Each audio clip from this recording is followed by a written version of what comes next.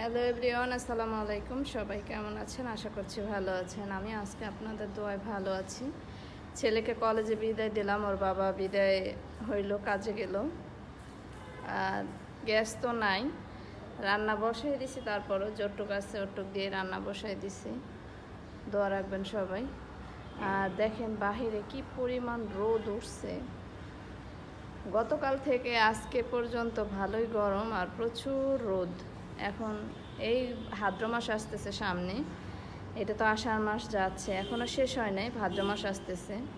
তো সবাই এই সময়টায়, যেহেতু আম কাঁঠালের সিজন, খুব সাবধানে থাকবেন। আমি ইদারিং কয়দিন ধরে ফলো করতেছি যে কাঁঠালটা খেলে কেন যেন আমি অস্বস্তি বোধ করি, কাঁঠালটা কেন যেন আমার হজম হইতে চায় না। তো আমার মতো কারা কারা আছেন অবশ্যই কমেন্ট করে জানাবেন। কাঁঠালটা খেলে আমার প্রচুর গ্যাস পাম্প করে। আপনাদেরও কি কারো এরকম হয় কি না অবশ্যই জানাবেন।